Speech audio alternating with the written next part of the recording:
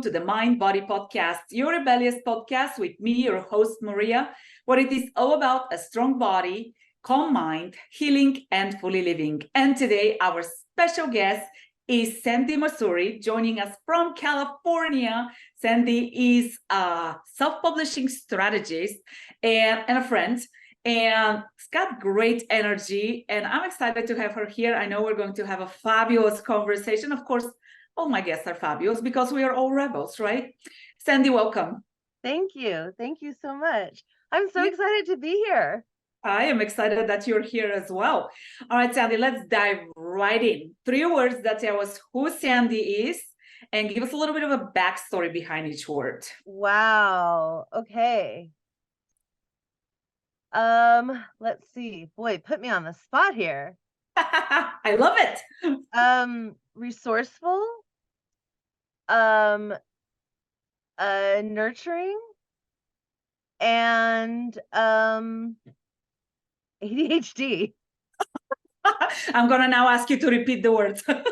Oh gosh, now I have to remember what I just said. Sandi, you have a really interesting history. You actually used to do something completely different before you got into the self-publishing business. You used to work a couple of times, yeah. Right? And you have been on TV shows. I mean, you have kind of done it all. And I thought today I would love to talk to you about your journey and how writing a book changed your life. Because, I mean, you have lived it. You're not just helping people write a book. You have seen what writing a book has done for you. And, yes. We are kind of in the entrepreneurial world, but that's, book publishing is not just for entrepreneurs. It's for anybody, whether it's to write a story or to write a fictional book or whatever it is that you want to do. I think, I have a book and I self-published it, and it was actually an incredibly rewarding experience. And it got to #1 release, like with just me posting it on social media, which was so exciting. And then getting that awesome feedback has been fabulous. And it's kind of cool to say I'm an author. Very cool. Oh, right. So take us through your story and how did you get to writing a book and what the book did for you? Yeah, when people Google me, they get a little bit confused because they're going to find a lot of things on me about balloons. And then they're going to find things about me on publishing and books. And, I know that it can be a little bit confusing. Like, well, what do balloons and books have to do with each other than they both have double O's? So, basically that's my journey. How it all started for me is that I was a balloon artist. I had a company decorating parties and events, and I had a problem. When I told people what I did, they were like, "Oh, that's so cute. So you're a clown." Sorry. But the thing was that I was doing high-end events. I was really specializing in corporate events, especially large stages and trade shows. So anyhow, I think I started in like 2009 going to marketing conferences just to try to protect my Google rankings, right? I mean, I was an early website, so I had some great Google juice from that. But, in 2009, things were starting to become more competitive. And so I started to learn marketing. So I think it was maybe about 2011, 2012, time is fuzzy, especially after the pandemic, right? I have to try to figure out how old my kids were at any given time to figure out when it was. But about 2011, 2012, I was at one of these marketing conferences, and the speaker on the stage was talking about podcasting. Oh, okay. And yeah, exactly. And it was a throwaway line. I mean, he basically kind of said, "Oh yeah, and I wrote a book answering people's questions." And I thought, "Oh, I could do that. I've already done videos on that. It shouldn't be too hard to convert it into a book." So I found a coach who, at the time, she was actually talking about ebooks, like to do little, white paper kind of ebooks, as giveaways, not really publishing. But she got me started and, kind of gave me the necessary push and the steps to just get it out of my head and get it on paper. So I sequestered myself in Las Vegas for 3 days and took the videos that I had already done, transcribed those, and then found like, where's the holes in the information, right? Where did I not fully explain something? Where did I need to, put in more? And I found, those holes. And then I thought, okay, well, what else would a trade show exhibitor organizer really need to know to make this useful? And the book, it was about using balloons as a marketing vehicle. So then I, interviewed some people, found out like, what are your biggest concerns as an organizer, as an exhibitor, and then, wrote into those holes, if you will. So I did that, and that whole process, it only took 3 days because half the content had already been created. And then the editing process took 3 weeks, as I sent it out to different people and things like that. And my goal in doing this was to build my balloon business, right?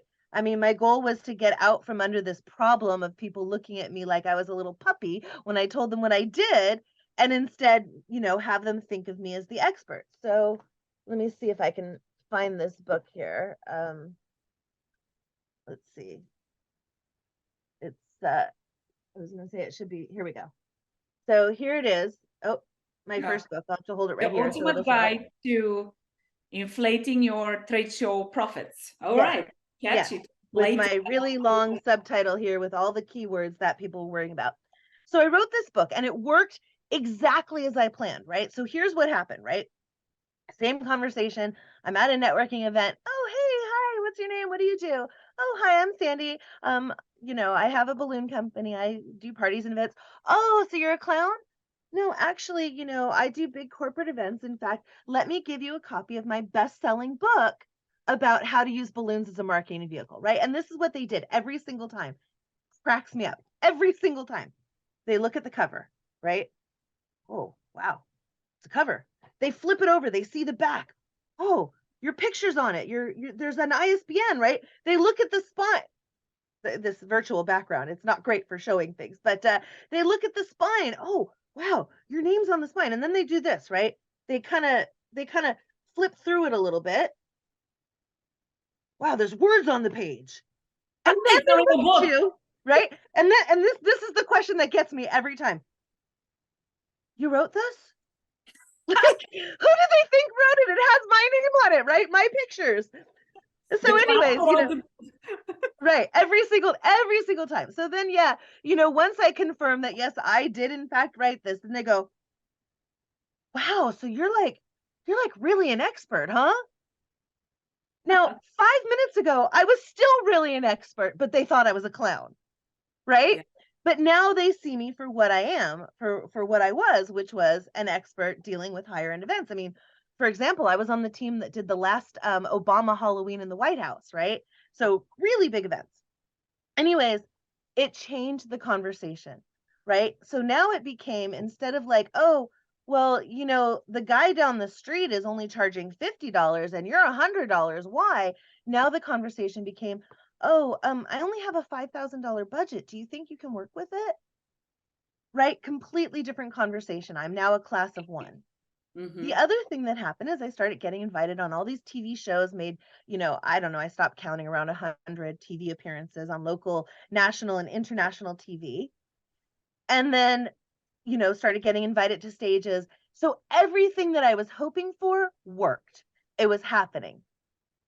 But something else happened that was kind of surprising. And that was that people from my marketing group started asking me to help them with their books. So this kind of became my side hobby, I guess my professional, side gig, if you will. And it started that with a cancer doctor who, her book was 32 Ways to Outsmart Cancer.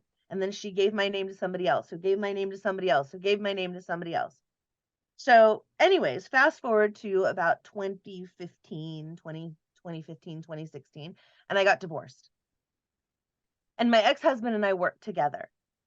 So, and at the time he had left the country, but then eventually he came back. But it started to be that every single job was like ghosts of arguments past, right? And instead of, getting really excited when I would get a really big job, I would get a call for like a $10,000 job. And before, that would be like, oh yeah, let's go to Pinterest. Let's start researching this. Ooh, I got to get creative. What can I do? It kind of became like, oh God, I got to do this.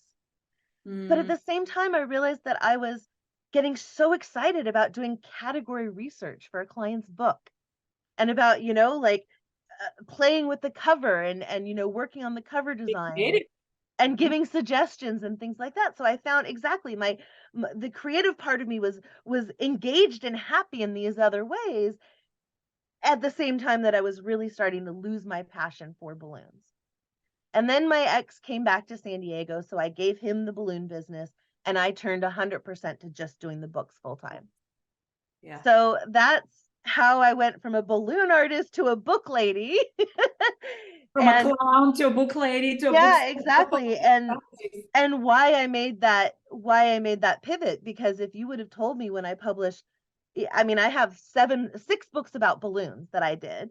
And if you would have told me even when I published the 6th one that I was going to be retiring soon, I would have been like, what are you talking about? Like, you're going to have to pry the balloons out of my cold dead hands.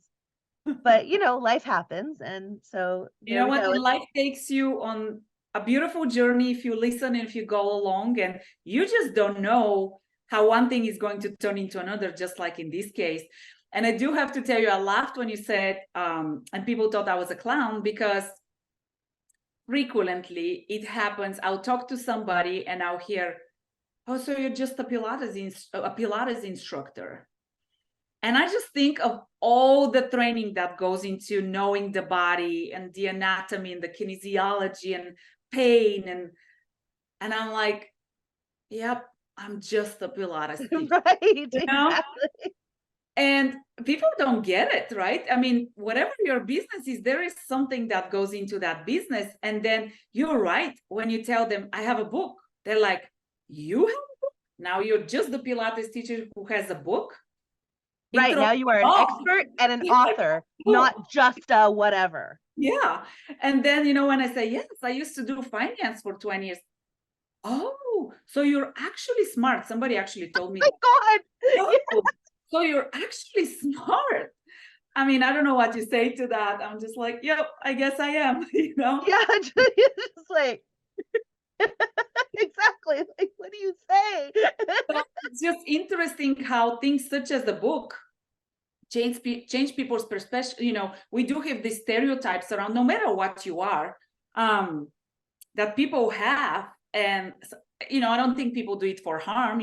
When they say you're a clown, I don't think they mean it bad. When they say you're just a Pilates instructor, I don't think they mean it bad. But they don't realize the way that it carries with that. So yeah, I really like that. And then the other point, Sandy, is when you talk how unexpected your journey was to go from one thing completely unrelated to another. I can very much relate to that. And I do think life brings us those opportunities. Sometimes disguised as misfortune. You went through a divorce to say like, oh, that business doesn't feel good anymore. Yeah. Take that new path. And I think that's important to note for all of us, because just yesterday I was talking to a client who is going through some things. And I had to remind her that sometimes things happen for our highest good. Yeah, it took me a really long time. Somebody said to me right after the divorce, my ex left me for another woman, and they said to me, you don't realize it, but she is your angel, Mm, right? And at the time, of course, I was in so much pain, I could not see it, right? Now, 8 years later, I can definitely see how it happened for me and not to me. yeah. But it definitely took, several A long years of term. hindsight to recognize that. Yeah, yeah, love it. Sandy, how do you help? So I know a lot of people who are thinking about writing a book, wanting to write a book. I do have to also comment on that. You mentioned that it took you, 3 days to gather your notes, transcribe them, and then it took you 3 weeks to edit. Same thing for me. I actually wrote my book overnight. And then it took me a full weekend of like morning till evening time, like late evening time to do the edit. So the editing took a lot longer than actually writing the book. Right. Um, what are some important, if somebody is like, I really want to write a book, and then you hear the excuses of why they don't write the book, which I was Yeah. one of those people who was like, oh, one day. And I had a coach who was like, this weekend. Yeah. Uh, but what do you tell to somebody like that? Like, where do they start? That's a great question. And what I normally will tell everybody, my clients, is writing is 10% inspiration, 90% perspiration. But the problem is that most people, they get in their head and they try to put the perspiration before the inspiration. Don't do that, right? So start out with a brain dump, or start out by, putting down the questions that people might have, or, doing an outline or whatever. And at this point, don't judge, don't censor, just get it all onto paper or onto the computer in any form, right? And really, here we're in this inspiration window.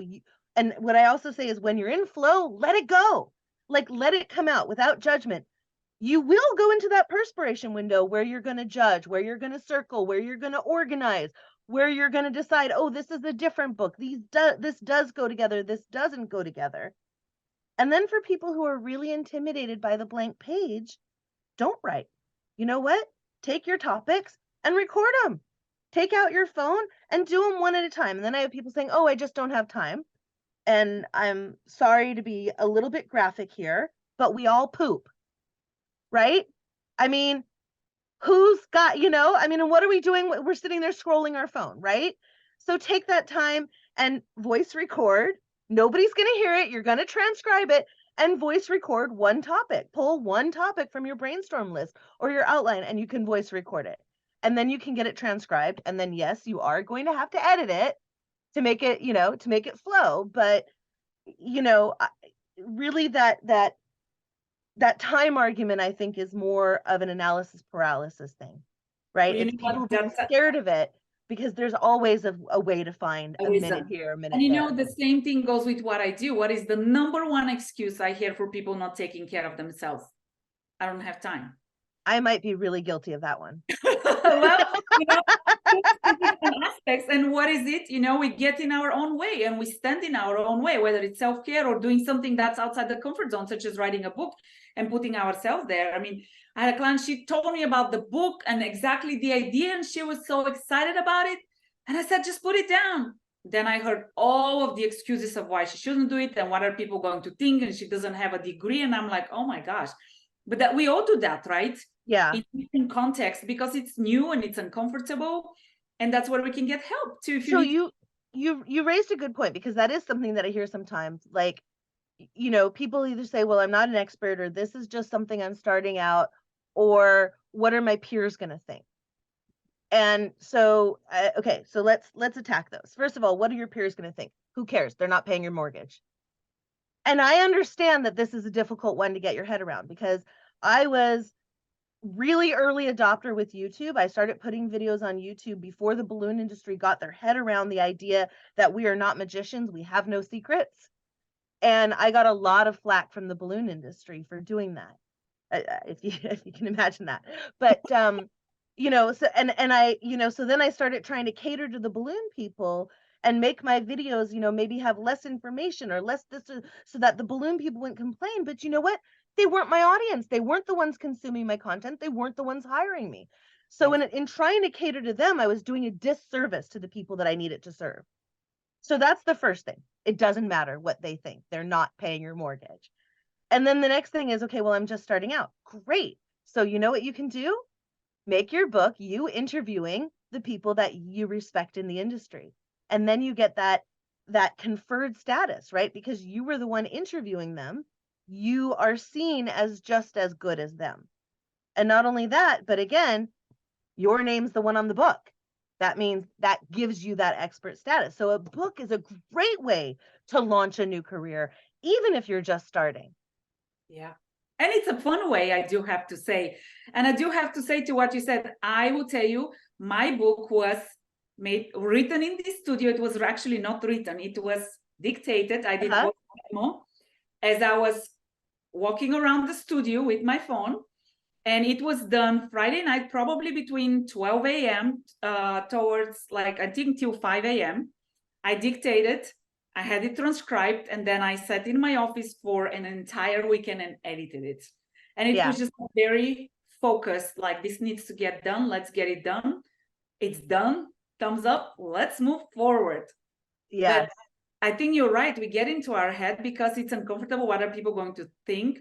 And, it is scary, I do have to say, because you don't know who is going to read the book. So I get that. But to your point, when you have a message and a passion and something you want to share with the world, because we all have a gift, go ahead and try it out. What's to lose? Right. And then, you know, here, you know, then people say, oh, but you know, this change is great. You get to write a second edition. You get to update it, you know, like that's not a bad thing. Yeah.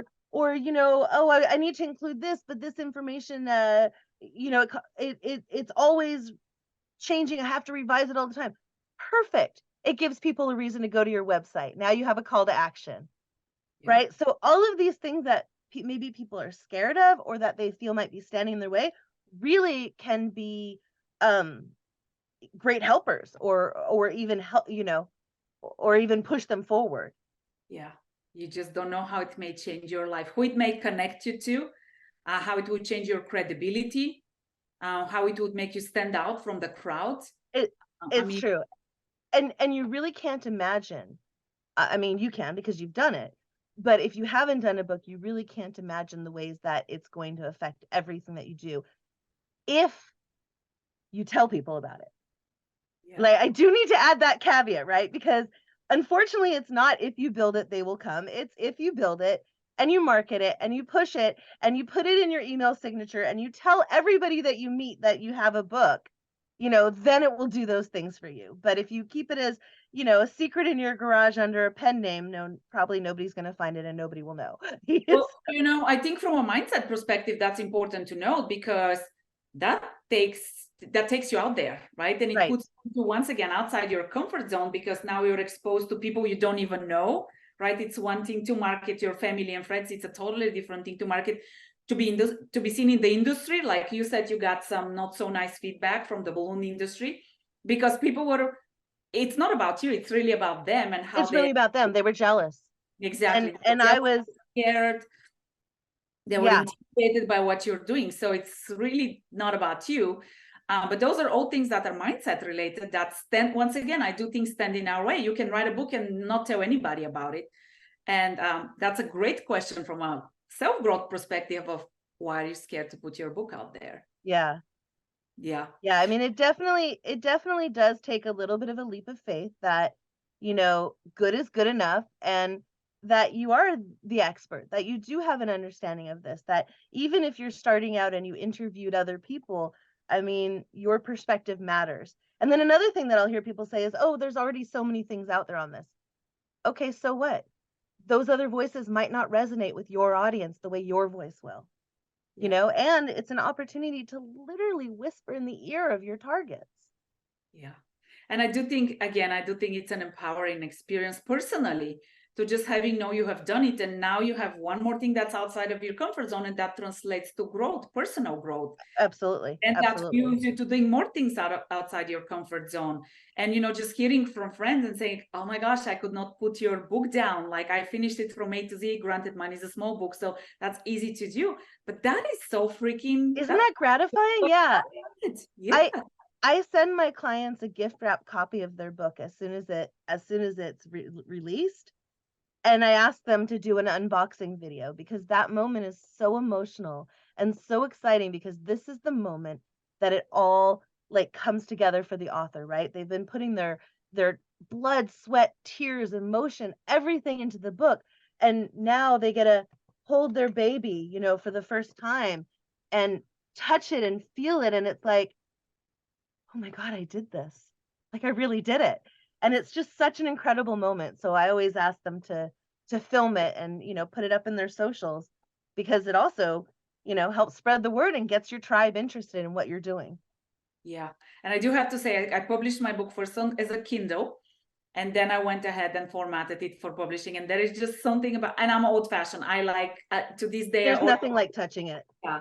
So when it was like, oh my gosh, when I opened that box and my book was there, it was like, wow, I should have thought to do a video. I did not see. I'm a little bit delayed. My next book, there we go. There Now, you go, your next book for sure. there we go. Sandy, fantastic information. Thank you so much for sharing. All right, Sandy, one piece of advice or favorite quote you have for us today. Mm. It could be book related, or it doesn't have Yeah, to. I think I'll give my favorite piece of advice, and this is the blessing of ADHD, right?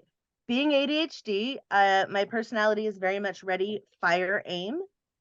And, you know, to steal from Nike, just do it, right? I mean, if there's something that you've been wanting to do, that you've been playing with, just dive in, let yourself immerse into that inspiration phase, that creative phase. Don't don't try to overthink it. And then, you know, once you get the flow out, then you can reevaluate it and figure out, you know, what's working, what's not working. But let yourself immerse into the flow. And I love that, because I talk about flow from a different perspective. Well, it's very similar perspective to what you're talking about, but we have the flow in Pilates in how we move, and then we translate that to flow in life. And that goes to what you're saying. Just do it. I like that face. I wish it wasn't taken by such a big company, because I know, right? You know, I have to say about Pilates, like, I know that, and like I said, I'm probably like your absolute worst clients in making the excuses and not doing things, but I do know that when I do it and I'm able to like be a little bit consistent, like, I stand taller. I feel better about myself in general. So, I mean, what you're doing is so much more than even just the physiology of it, because Yeah, like you've been talking about mindset, you are also, you know, really getting into that mindset and changing people's perspectives of themselves. 100%. I tell people, if I introduce myself to you like this or like this, just Yes. from the way I stand, it gives you a completely different message of who you are, right? And Yeah. I think that does make a different perspective, that creates a different perception of who you are. And first impression is, you may not open your mouth first. People might, and we do judge, let's be honest, right? So I think, yeah, you're I know. right. I need to really work on that posture thing. I'm like all day. Well, you know what? I do. Maybe I have shared this before. I have a client coin this term, and she's like, PTO. I'm like, PTO. She's like, pop them out, because I'm Oh, I like, like it. Yep. Pop them she's out. so, no, she's like, so, because I'm like, chest up, like I tell my ladies, boobs up, and she's like, PTO, pop them out. So my clients now know PTO. I There love that. Love it. Very cool. All right, Sandi, your definition of rebellious. What does rebellious mean to you? Ooh. I think to me, rebellious means that just because somebody else says something, you don't have to believe it or act by it, right? Like right now, I have a passion project that I'm trying to do. I'm developing a TV show that I'm trying to sell to a network, and I'm running into a lot of roadblocks, and I'm running into a lot of, let's say, I guess, negative thinking, right? Or negative advice from other people, like, oh, you can't do this, you're not this, you're not that. And so I'm really grateful for the rebellious streak in me that's like, you know what? Screw you. How dare you tell me that, you know, I'm 50 and I can't do this, or I'm not famous enough, or I'm not the, no, I want to do it anyway. So I think that that's what rebellious is to me, is just that sense of, you know what? I'm going to do it anyway. You know what? Yeah. Sticking to your beliefs and not allowing somebody else to write your story. That's so. Yeah. Oh, look at that. We tied that to a book. I like that. That's Hey, look at that. I see what you did Like, there. oh, that was even unintentional. I love it.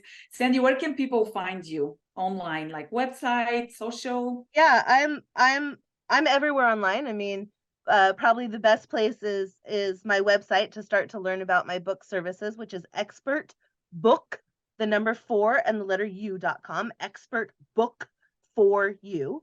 Oh, really? Um, Okay. you can Facebook me.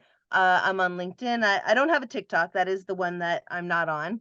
Um, I have a YouTube channel. You can find me on YouTube under Sandi Balloon. I mean, pretty much Everywhere. I'm easy to find. I'm very easy to find. And I'm super, super, super responsive. If you shoot me a text, I will get back to you right away. Yes, you will. I will attest to that. You're very fast in getting back to. Yeah. Sandi, thank Again, that's an you. ADHD thing, because if I don't do it right away, I won't remember. You know what? I look at it as staying on top of things. So different perspectives, but I appreciate you being here. Thanks for the great information. And if you Oh, guys thank you. This wanna was write so a much book, fun. We got to yeah, do this every week. right? You know what? It's so fun to have guests who have great energy and love what they do and are passionate and creative and rebellious. which is why there we go. You guys, hope you enjoyed that, how you got some wisdom, and if you have that book in your head, you better start dictating, writing, free-flowing, whatever it is that you have to do to get that book out there. Any questions? You know where you can ask those. Make sure you stay rebellious. Thank you, Sandi. Thank you, Rebels, for listening. Stay rebellious. Can't get enough of those rebellious conversations? Do make sure you subscribe, like, and share with your friends.